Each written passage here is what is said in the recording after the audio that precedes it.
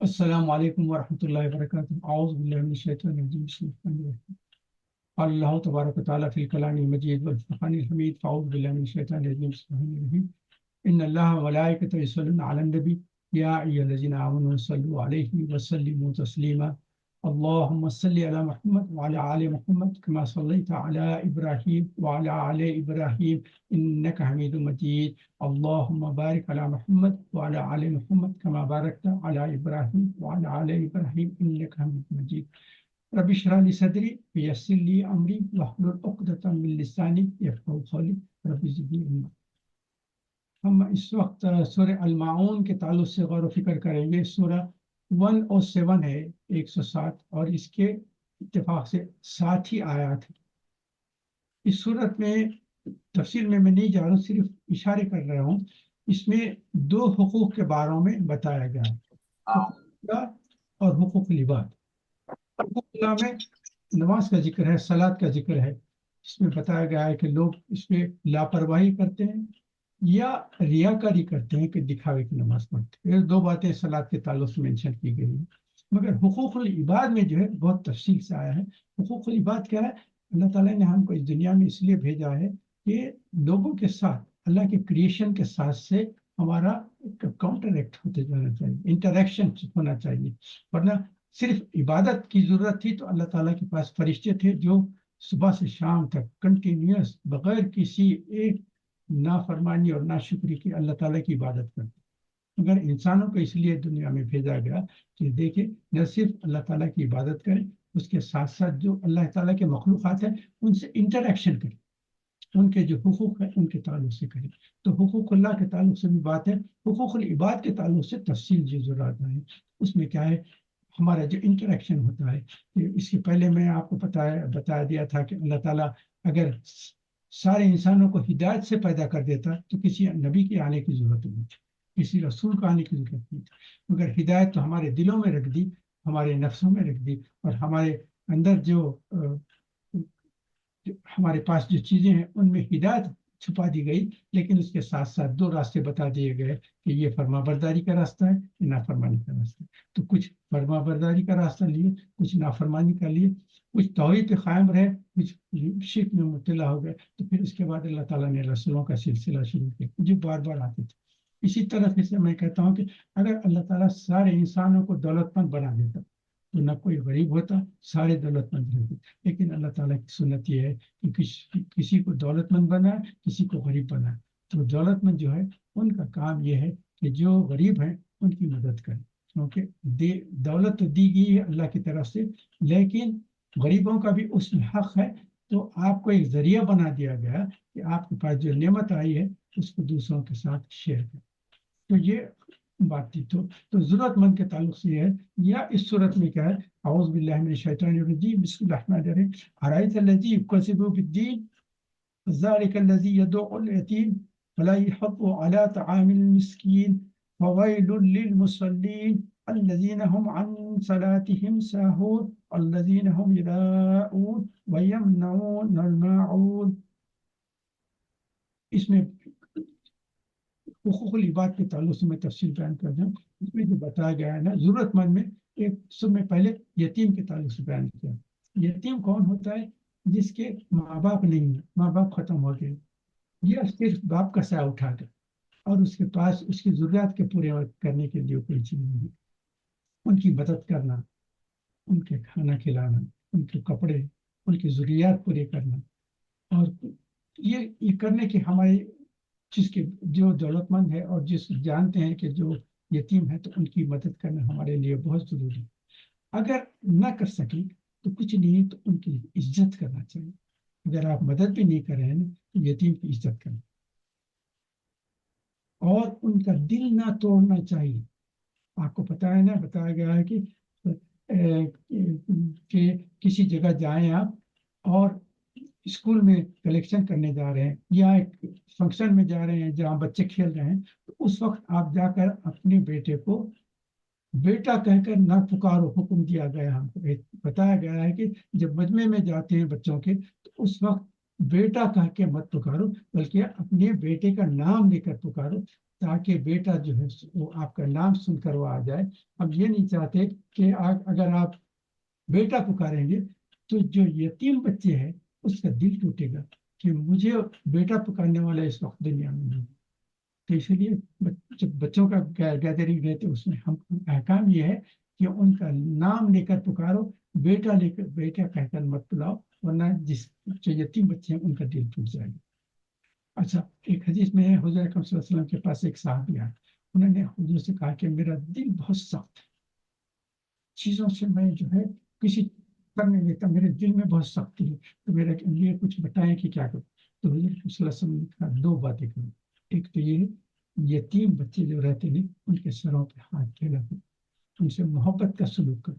اور دوسرے یہ ہے جو غریب لوگ ہیں ان کو کھانا کھلائے, جو مسکین ہیں ان کی مدد کرو, ان کو کھلاؤ. اس سے تمہارا دل میں جو سختی ہے وہ نرمی پیدا ہونا شروع ہو. یہ بہت زبردست چیز ہے. تو یتیم کے تعلق سے یہ کہا گیا ہے کہ ان کی مدد کرو, ان کو کھانا کھلاؤ, ان کی ضرورتیں پورے کرو. کچھ نہیں تو ان کی عزت کرو, ان کا دل نہ توڑو. بے عزت کرنا, ذلیل کرنا, اور کوئی مانگنے آئے تو ان کو دھکا دے کر نکال دے, یہ بہت بری بات ہے, بہت بری بات ہے. بے عزت کرنا, ذلیل کرنا, یہ تو بہت بری بات ہے. آپ کو ایک چیز بتاؤں, قاضی ابو الحسن المادری جو ہے ایک کتاب اعلام النبوہ کے نام سے لکھی ہے, اس میں ایک واقعہ بیان کیا ہے, تو اس لیے میں آپ کے سامنے شیئر کرنا چاہتا ہوں. ابو جہل کے پاس ایک جاننے والوں میں کسی نے اس کے ذمہ کر دیا تھا کہ ایک لڑکا تھا, اس کے والد کا انتقال ہو رہا ہے, تو اس کے خاندان والوں نے, اس وقت کے قریش کے لوگ تھے مشرکین کے, ابو جہل کے پاس گئے کہ یہ دیکھو یہ لڑکے کا والد ختم ہو گیا, اس کے والد کا کچھ مال ہے, اس کو سنبھال کے رکھنا, یہ بچہ کمزور ہے. تو کچھ زمانے کے بعد وہ لڑکا آیا ابو جہل کے پاس, اور کپڑے بھی نہیں تھے برابر, تو بغیر چھوٹے موٹے کپڑے پہنے ہوئے آیا اور کہا کہ مجھے بہت ضرورت ہے, مجھے کھانے کی بھی ضرورت ہے, کپڑوں کی بھی ضرورت ہے. تو ابو جہل نے کہا کہ چلو نکلو, بلکہ اس کو دھکے دے کر نکال دیا. تو وہ جا رہا تھا, تو پھر پلٹ گیا, پھر ڈھکل دیا. تو اس کے بعد جو مشرکین جو لیڈرز بیٹھے ہوئے تھے نا, انہوں نے کہا کہ دیکھو ابو جہل نے تو اس کو نکال دیا, ایک موقع ہے, ایک ہم دیکھیں گے کہ اس کا نتیجہ کیا ہوتا ہے. اس لڑکے کو کہا کہ تم جاؤ, تم جو محمد صلی اللہ علیہ وسلم ہے نا ان کے پاس جاؤ, ان کا گھر کا راستہ ہے, جا کر کہو کہ ابو جہل میرے سے میرا حصہ نہیں دے رہا ہے, آپ آ کے ذرا سفارش کریں. تو لڑکے کو بتا دیا, وہ لڑکا جانے لگا تو سب مشرکین خاکہ مار کے ہنسنے لگے. اب دیکھو اب مزہ آتا ہے, اب اگر وہ آئیں گے نا ابو جہل کی اور ان کی بہت زبردست لڑائی چلے گی, اور اس میں ہم بیٹھ کے مزہ اٹھائیں گے. لڑکا گیا, جا کے حضور اکرم صلی اللہ علیہ وسلم کے پاس پہنچا, کہا کہ ابو جہل کے پاس میرے خاندان کا پیسہ رکھا ہوا ہے, اور وہ جو ہے میں میری مدد کرنے کے لیے پوچھا تو اس نے میرے کو جھٹکی دے کے نکال دیا. آپ لوگوں نے بتایا کہ آپ کے پاس جائیں تو ہو سکتا ہے کہ آپ میرے اس تعلق سے کچھ سفارش کریں. تو حضور اکرم صلی اللہ علیہ وسلم فوراً اٹھے, اپنے ساتھ جو بھی تھا لے کے گئے, چلو لڑکے کو لے کر گئے. جا کے ابو جہل کے پاس اس اور مشرکین دیکھنا شروع کر دیے کہ دیکھو اب آ رہے ہیں, اب دیکھو مزہ آئے گا, کیا جھگڑا چلے گا ان کے پاس. آ کے حضور نے دستک دی, ابو جہل باہر نکل کے آئے, آ کے دیکھا حضور کو سمجھ کے, یہ کس لیے آ رہے ہیں؟ کہا کہ میں اس لڑکے کے تعلق سے آپ کو ریکویسٹ کرنے آیا ہوں, اس کا جو حق ہے پلیز اس کا حق ادا کر دیں, مہربانی کرے. اور مشرکین دیکھ رہے ہیں کہ اب کیا جھگڑا شروع ہو گیا. اگر مشرکین دیکھ رہے ہیں تو ابو جہل ایک دم پیچھے واپس گیا, جا کر اس میں سے کچھ پیسہ جمع کر کے ایک تھیلی لے کر آ کر بچے کو دے دی, اور بچہ خوش خوش لے کر چلے گئے.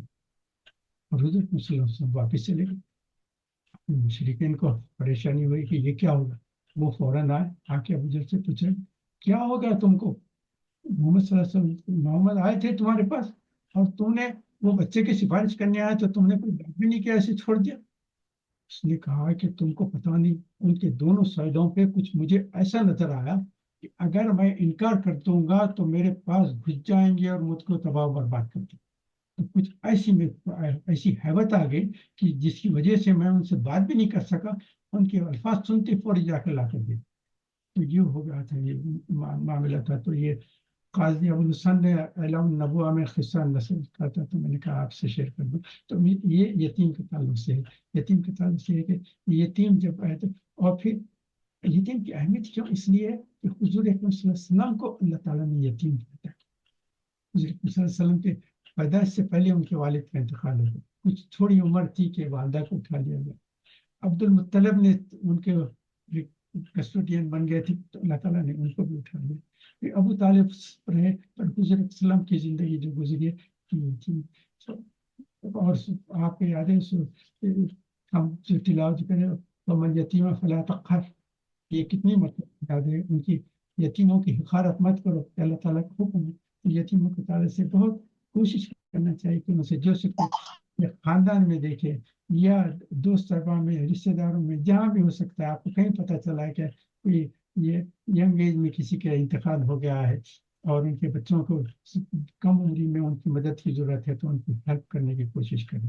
ویسے تو چیریٹیز میں بہت سارے ہے، آرفنس ان نیڈ، اور یہ تعلق سے بہت سارے چیریٹیز ہیں، ان میں بھی کوشش کریں کہ ہاں کچھ حصہ لیں ان میں. اگر اپنے جاننے والوں میں اگر مدد کر سکتے ہیں تو کریں، نہیں تو پھر چیریٹیز کے تھرو کبھی کبھی کچھ مدد کر دیا کریں. تو یہ بہت اہم چیز ہے. نمبر 2، یتیم کے بعد فذالک الذی یدعو ولا یحض علی طعام المسکین، اور مسکین جو ہے غریب لوگ ہیں جس کے پاس کھانے پینے کی کوئی اور ان کو بھوک سے پریشان ہے، تو ان کے مسکینوں کے تعلق سے ہے کہ ان کو کھانے کے. جب شروع جب مدینہ شریف میں ہجرت کر کے حضور مسلم آئے تھے، عبداللہ بن سلام رضی اللہ تعالیٰ عنہ جو کہ یہودوں کے بڑے لیڈر تھے، انہوں نے کہا کہ ان کو جب حضور صلی اللہ علیہ وسلم آئے تو جو چیز مجھے ان کی سب سے اہم محسوس ہوئی وہ تھی، وہ کثرت سے بولا کرتے تھے کہ لوگوں سلام کو عام کرو اور غریبوں کو کھانا کھلاؤ. یہ دو چیزیں، سلام اور تعام، یہ دونوں کے تعلق سے بہت کثرت سے بولا کرتے تھے، جس کا مجھ پہ اثر ہوا کیونکہ یہ بہت اہم چیز ہے کہ سلام کرنے سے ایک تو محبت پیدا ہوتی ہے، اور دوسرے غریبوں کی خدمت کریں اور کھانا کھلائیں گے تو جس سے آپ کی سوسائٹی کا جو ہے اسٹیٹس بدل سکتا ہے. تو یہ دو چیزیں، مسکین کو اور غریب کو کھانا دیں. اگر کھانا نہیں دے سکتے تو ان کے ساتھ اچھی طریقے سے سلوک کیے، ان کو جلیل نہ سمجھے، ان کو کمتر نہ سمجھے. ان کی مدد کرنا ہے تو کریں. اگر مدد نہیں کر سکتے یا خود نہیں کر سکتے تو دوسروں کو کہیں کہ جو کر سکتے ہیں نا بھرا پہ شیئر کریں. آپ سے کہیں کہ یہ لوگ ضرورت مند ہیں، ان کو بہت کھانے کی ضرورت ہے، میں اپنے سے جو ہو سکے میں کر سکا، پھر میں نہیں کر سکا تو آپ سب لوگ بھی مل کے مدد کریں. تو یہ ایک طریقہ ہے، یا تو خود کریں یا نہیں تو دوسروں کو توفیق دیں اور ریکویسٹ کریں کہ آپ کریں. لیکن سب سے نچلا درجہ یہ ہے کہ کوئی خود تو نہیں کرتا اور دوسرا مسکینوں کو ذلیل کرتا. تیسری چیز ہے اور سب سے نچلی حرکت ہے کہ کوئی دوسرا اگر مدد کرنا چاہے، کھلانا چاہے تو اس کو روک دے کہ دیکھو تم کو ان کو کھانا کھلانے کی ضرورت نہیں ہے، یہ چیزوں میں مت جاؤ. خود تو نہیں کر رہے ہیں لیکن کوئی کرنے والا ہے تو اس کو روک رہے ہیں. اس کے تعلق سے بات ہے ولا یحض علی طعام المسکین، خود بھی نہیں کرتا اور دوسروں کو تاکید کرتا ہے کہ تم بھی ان کو مت کھلاؤ. اب اس کے بعد جو ہے صلاۃ کے تعلق سے ہے وویل للمصلین الذین هم عن صلاتهم ساہون الذین هم یراؤون ویمنعون الماعون.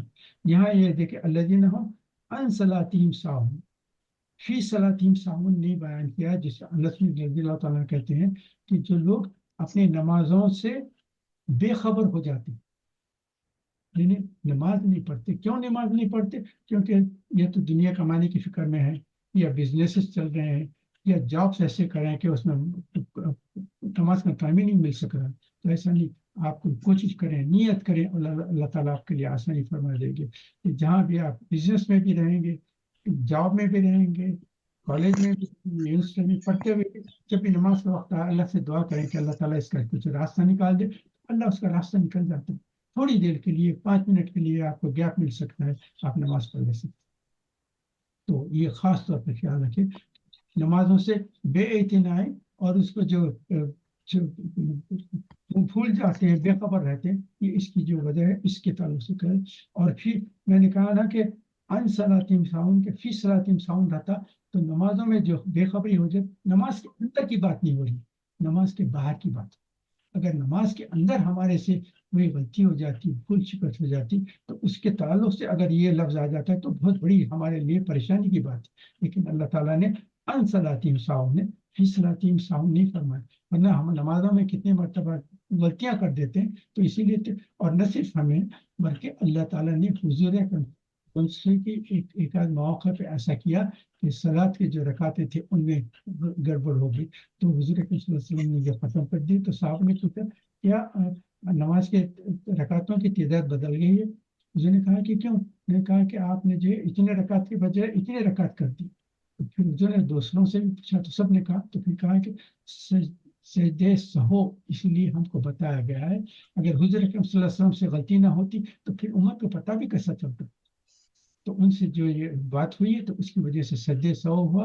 السلام علیکم ورحمۃ اللہ اور دو سجدے کیے. تو اس کی وجہ سے ہمارے اکثر ہو جاتے ہیں جان بوجھ کے نہیں. اگر نماز میں آپ جان بوجھ کے اگر اپنا ڈسٹریکشن شروع کر رہے ہیں تو وہ تو بہت بڑا ہے. ہاں انجانے میں آپ تو نماز خشوع و خضوع سے پڑھ رہے ہیں، مگر بعض وقت ہو سکتا ہے کہ آپ سے غلطی ہو جائے.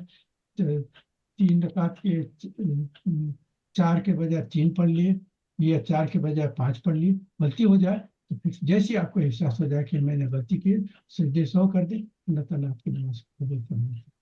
تو اس کے تعلق سے بہت زبردست چیز یاد رکھنے ہے کہ نمازوں میں احتیاط کریں. اس کو جب بھی ایک نماز پڑھ لیں گے تو دوسری نماز کی فکر آپ کو ہونا چاہیے کہ یہ نماز تو ہوگی، اس کے بعد کی نماز ہونے والی ہے، اس کی مجھے فکر کرنا. تو اس کے تعلق سے غور و فکر کرتے رہیں. اور پھر جب بھی نماز پڑھیں سکون سے پڑھیں. اور پھر اللہ اکبر جو ہاتھ اٹھاتے ہیں تو ہم اپنے سارے جو کاروبار تھے، جو کنٹینیوشن تھے، جو ہمارے کنیکشن تھے، وہ سارے کنیکشن کو چھوڑ کر ہاتھ کو ہلا دیں کہ اب کوئی چیز ہمارے ہاتھ میں نہیں لی. اللہ سب کو چھوڑ کر تو یہ کنسنٹریشن رہیں گے اور اللہ کے سامنے کھڑے ہیں، سورہ فاتحہ پڑھ رہے ہیں، اس کے جو آیتوں کے ترجمے کے اوپر غور و فکر کریں. آپ اللہ سے بات کریں اور اللہ تعالیٰ آپ سے بات کریں. یعنی king of kings, emperor of emperor, اس سے اونچی کوئی ذات نہیں، وہ آپ کے سامنے ہے. اور ان کے موجود ہوتے ہوئے آپ اپنے خیالات ادھر کیسے کر سکتے ہیں؟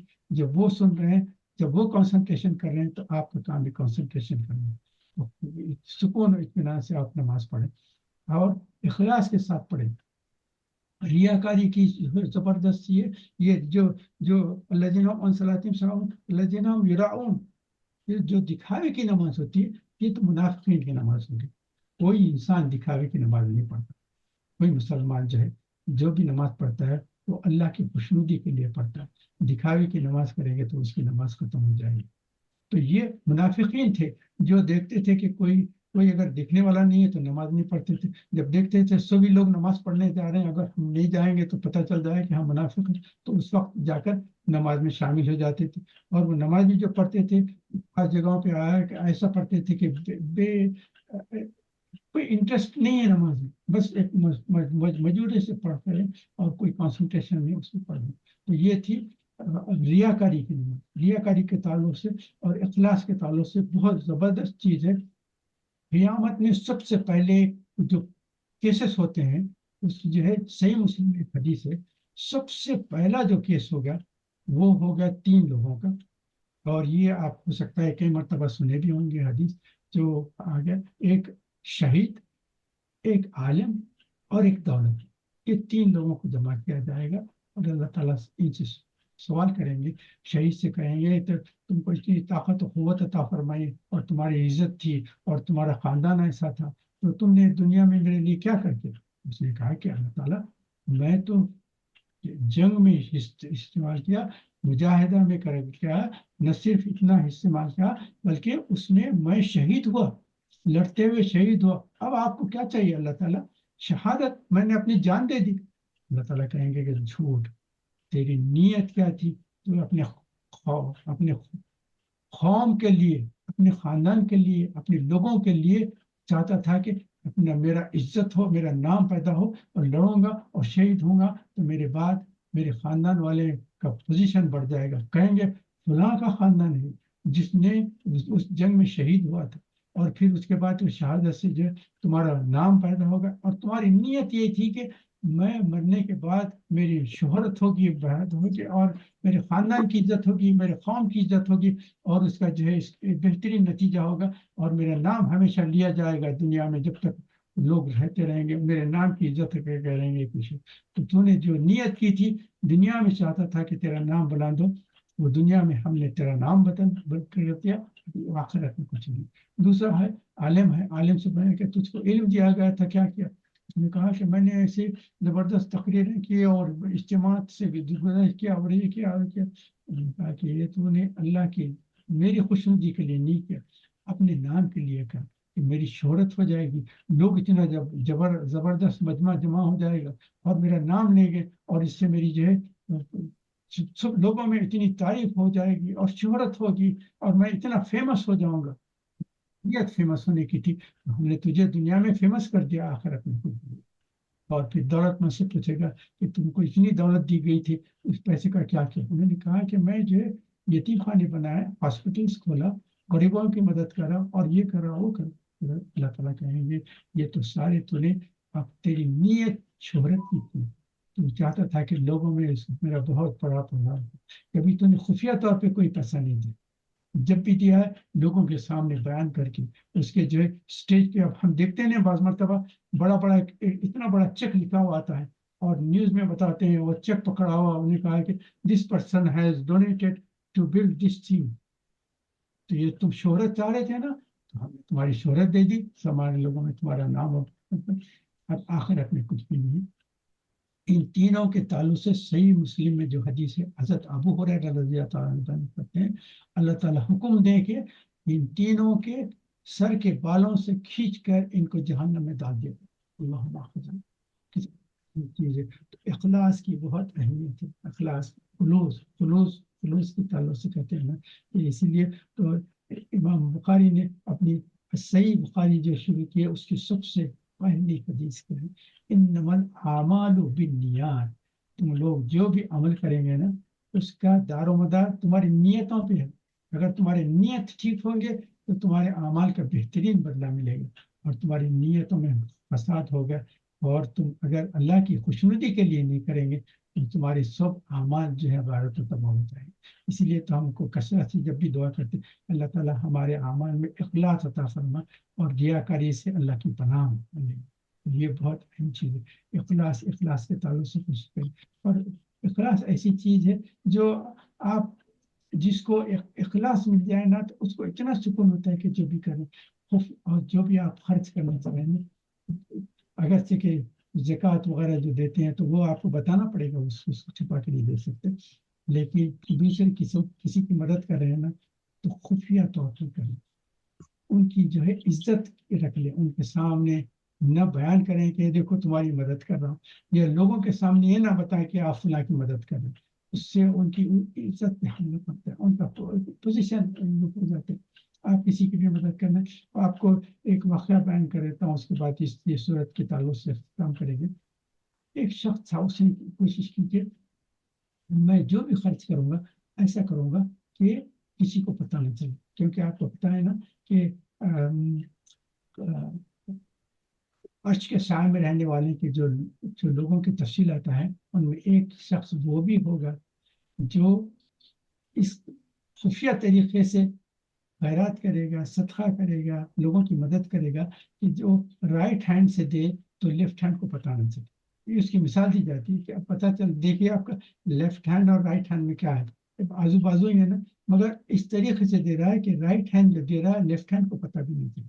تو اس نے کوشش کی کہ رات میں کپڑے اپنے، اور کسی کو پتہ بھی نہیں چلے کہ کون شخص ہے، تھیلی میں کچھ سامان، یہ پرانے زمانے کی بات کر رہا ہوں، وہ لے کر گیا، اور جاتے جاتے راستے میں کوئی نظر آئے تو ان کے ہاتھ میں یہ رہ کر چلے گئے۔ دوسرے دن شہرت ہوئی کہ کوئی شخص تھا جس نے ایک پراسٹیٹیوٹ عورت جاری تھی، اس کے ہاتھ میں پیسہ رکھ کر چلے گئے۔ تو اس کو پھر تکلیف میں لوگوں نے کہا کہ اگر دینا بھی چاہتا تھا تو کسی غریب کو دیتا ہے، کسی ہوتا ہے، پراسٹیٹیوٹ کو کیوں دیا؟ اس کو بڑی تکلیف پہنچی، اس نے کہا کہ اللہ تعالیٰ میں تو خفیہ طور پہ دینا چاہ رہا تھا، مگر مجھے کیا پتہ خیر چلے، آج پھر کوشش کرتا ہوں کہ کسی ضرورت مند کی ہو جائے، پھر تھوڑی سی पैकेट बना के थोड़े पैसे जो उसके जो कॉइन्स रहते थे, गोल्ड कॉइन्स थे, पता नहीं क्या था, वो जमा करके दूसरी रात को निकला। निकल के फिर थोड़ी दूर गया, देखा तो आधी रात थी, वो अंधेरे में जा रहा है, तो एक शख्स नजर आया, तो उसके करीब आया, सलाम किया, उसके हाथ में थैली देके चले गए। दूसरे दिन फिर न्यूज आई कि किसी शख्स ने रात में एक चोर के पास पैसे पहुंचा दिए। ये तो मशहूर चोर है, पता नहीं क्यों नहीं इस शख्स ने उस चोर को पैसा दिया। वो फिर रात में रोया, अल्लाह ताला, मैं तो, मुझे पता नहीं था कि ये चोर है, मैं तो नहीं, ठीक है किसी गरीब की मदद कर दूंगी। और अल्लाह ताला, फिर आज भी कोशिश करता हूँ, देखिए फिर थर्ड टाइम फिर पैसे जमा किया, और उसके बाद रात में आधी रात को निकला, फिर ढूंढते ढूंढते गया, तो एक शख्स नजर आया, उसके करीब गया, उसके हाथ में पैसे लेके चले। अब थर्ड डे न्यूज आई कि किसी शख्स ने रात के वक्त एक दौलतवान आदमी के हाथ में पैसे देकर चले गए। अब ये तो रात में आके कहा कि 3 मरतबा मैंने ट्राई किया, अल्लाह ताला, मगर मैंने कोशिश की थी किसी को देने, पर आपने जो है तीन तीन ऐसे लोगों के हवाले कर दिया। तो उसके बाद उसने किस्सा खत्म कर। कुछ जमाना गुजरा है, उसके बाद न्यूज आना शुरू हुई। क्या थी? कहा कि जो प्रोस्टिट्यूट थी, उसने ऐलान कर दिया कि जब अल्लाह ताला मुझे बगैर इस गंदगी के पैसा दे सकता है, तो मैं इस धंधे को बंद कर देता हूँ, बंद कर देती हूँ। उसने प्रोस्टिट्यूशन से तौबा करी। एक चीज। दूसरी चीज थी, कुछ जमाने के बाद जो चोर था, उसने ऐलान किया कि जब अल्लाह ताला मुझे ऐसा दे रहा है, तो मैं चोरी करके लोगों का पैसा क्यों नहीं लूं, मैं तौबा करता हूँ चोरी से, और अल्लाह ताला मेरा राज़िक है, वो दिला देता है। जब अंधेरी रात में, मिडल ऑफ द नाइट में, अल्लाह ताला ने किसी गैर आदमी के जरिए से मुझे पैसा दिया, तो अल्लाह ताला जरूर मुझे पैसा। थर्ड। तीसरा जो था, दौलतमंद था, उसने ऐलान किया कि मेरे पास इतनी दौलत है, और मुझे शर्म आती है कि एक शख्स ने अंधेरी रात में लाकर मुझे पैसा दिया है, तो उसका मतलब ये है कि दूसरों की मदद करना चाहिए। तो आज से मैं ऐलान करता हूँ कि मैं जो बिल्कुल इस कंजूस और मक्खीचूस बनकर अपनी दौलत को कमा के छुपा के रखता था, अब मैं ऐलान करता हूँ कि मैं लोगों की मदद करने के लिए कोशिश करूंगा। जिस शख्स ने मुझे ये नसीहत की है और मुझे रास्ता बताया, उस रास्ते से मैं भी जाऊंगा, और बगैर किसी की इत्तला के लोगों की मदद करने की कोशिश करूंगा। तो ये चीज शुरू हो गई थी। तो ये सूरत के ताल्लुक से फिर से देखिए, अरायतल्लज़ी कुज़्ज़िबीती फज़ालिकल्लज़ी यदउल यतीम, यतीमों के ताल्लुक से है, वला यहुज़्ज़ु अला तामिल मिस्कीन, फवाइल लिल पढ़ने वालों के अलज़ीना सलातिहिम साहून, जो अपनी नमाजों से बिल्कुल वाकिफ है। तो हमको कोशिश करना चाहिए कि नमाजों की फिक्र करें। एक नमाज हो जाएगी तो फौरी दूसरी नमाज की कोशिश करें, फिक्र करें कि अल्लाह ताला अब ये नमाज तो होगी, मेरी दूसरी सलात के लिए मेरे लिए आसानी फरमा दिए, और इसकी फिक्र में रहें, उसकी किस टाइम पे शुरू हो रही है, किस टाइम पे ख़त्म हो रही है, और अपने ज़रूरियात के लिहाज से एडजस्ट कर लें कि इसका टाइम मुझे निकालना जरूरी है। तो ये नमाज के ताल्लुक से होती। तो हम इस सूरत का अख्ताम करते हैं। सुब्हानकल्लाहुम्मा व बिहम्दिका, अशहदु अल्ला इलाहा इल्ला अन्ता, अस्तगफिरुका व अतूबु इलैक। सुब्हान रब्बिका रब्बिल इज्जति अम्मा यसिफून, व सलामुन अलल मुरसलीन, वल्हम्दुलिल्लाहि रब्बिल आलमीन। अस्सलातु वस्सलामु अला रसूलिल्लाह।